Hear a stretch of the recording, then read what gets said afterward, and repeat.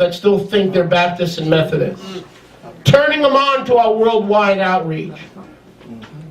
Helping them install the website on their computer. Leading them to the website. Building an orphanage. Feeding the homeless. Be thinking about others. Be thinking about sowing kingdom and reaping kingdom, and all the fleshly stuff will be given to you. All of it. You want how many wives? 3? 3, 4. That's peanuts for Yahweh. That's peanuts. You like to eat, He'll give you more food. You don't have a lot of money to buy good food, He'll give you a better quality of food that won't harm you. If you're seeking first His purpose and His kingdom. So where's the battle? The battle is the carnal mind versus the what?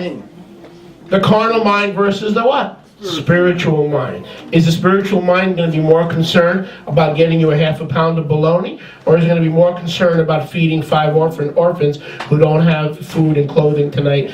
But you know where to find those orphans. You just won't give anything that Yahweh has given you. And you won't take the bus and go and minister to those people who need help. And me. When I say you, I'm talking about me. 4 fingers are pointing at you, one's pointing back at me. That's where the battle is. That's where the battle is. The carnal versus the what? The spiritual mind. So when you have a spiritual mind, what does Yahweh do to your carnal needs? Your bodily needs. What does He do? He takes care of it. He takes care of all. He will supply all your needs according to His riches in glory by Moshiach Yeshua. If you chase money as a child of Yahweh, how much money will you have? None. 0. If you tithe and give 10-15% of your income to build up Yahweh's kingdom, how much money are you going to have? More than you could ever have on your own. Can I hear a good amen? Amen. Amen. And that's what it means to have a spiritual mind versus a carnal mind. A carnal mind says, I got to keep as much as I can from Yahweh and from the tax man.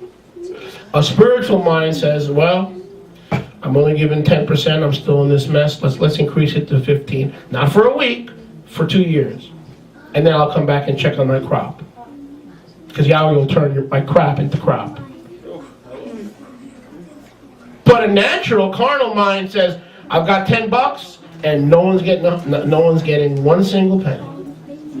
Because I'm barely surviving now. That's where the battle is. It's in the mind. Amen. If you learn to rule your mind, you can do anything you set your mind. Whatever the mind of man can conceive and believe, it can achieve. Amen. Whatever the mind of man can conceive and believe, it can achieve. I conceive and believe there would be a Torah Academy, and the devil can kiss my toches. There will be a Torah Academy, and we're going to have the miracle on Grand Street. Amen. With you or without you. Okay. Amen. We went on the radio, how many years ago was it on? Many. Right? 18 years ago, didn't have a penny to pay for radio time. WLVJ, 6:40 a.m. Today it's a sports station. Okay?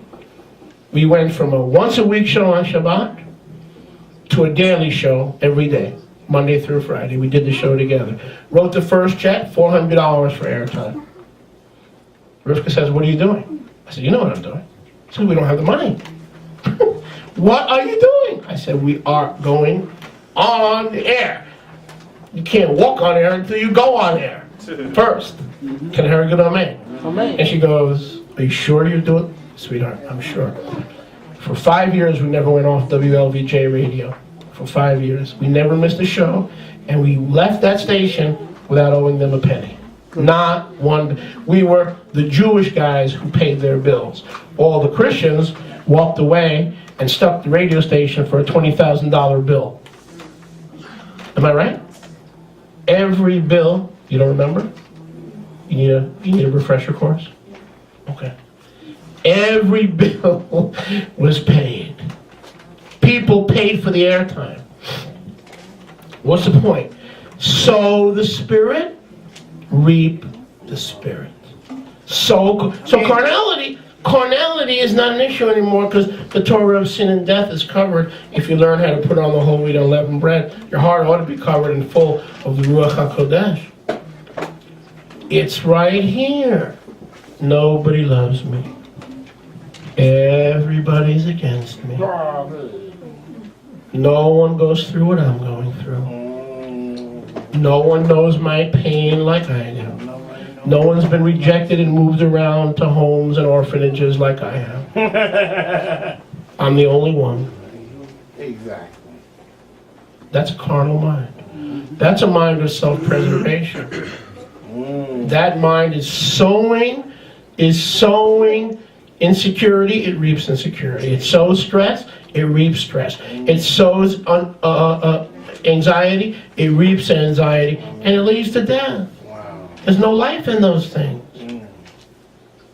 The spiritual mind says, yeah, I don't have parents, I don't have homes, I don't have a family, which is great because I have a call of an evangelist on my life. And by moving around so much, I can just go out there and win more people to Yahweh.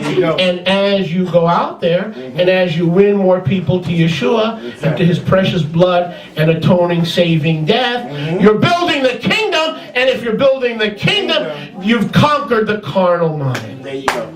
There you go. That's it. That's all of it right there. That's it right there. I know what I'm talking about. Right. And when we struggle in life, Rivka and I struggle, you and your wife, I can assure you, you are in a. You may have had nothing. This has nothing to do with sex. This has nothing to do necessarily with drinking. This has nothing to do with anything. It has to do with what are you sowing.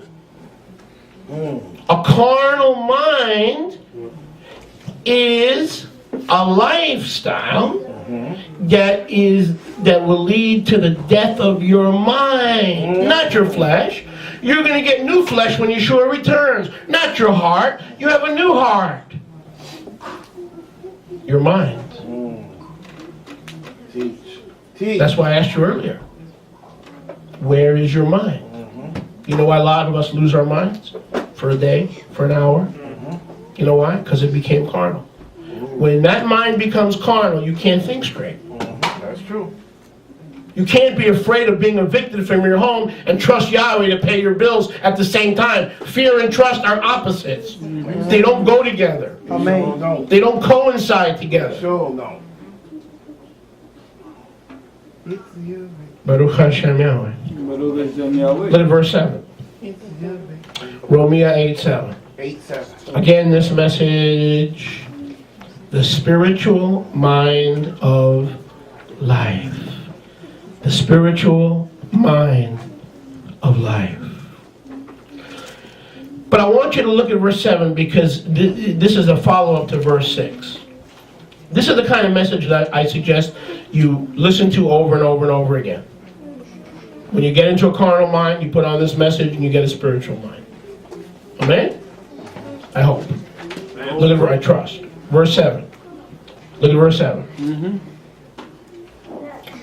Why is the carnal mind death, but the spiritual mind chayim and shalom? You know what the best way to forget about your stress and your anxiety and your pressure? Lose yourself in serving somebody else. Exactly. When you lose yourself in serving somebody else, you're so focused on serving the other person that you don't have time to sit around and mope and get depressed. Exactly. Wow.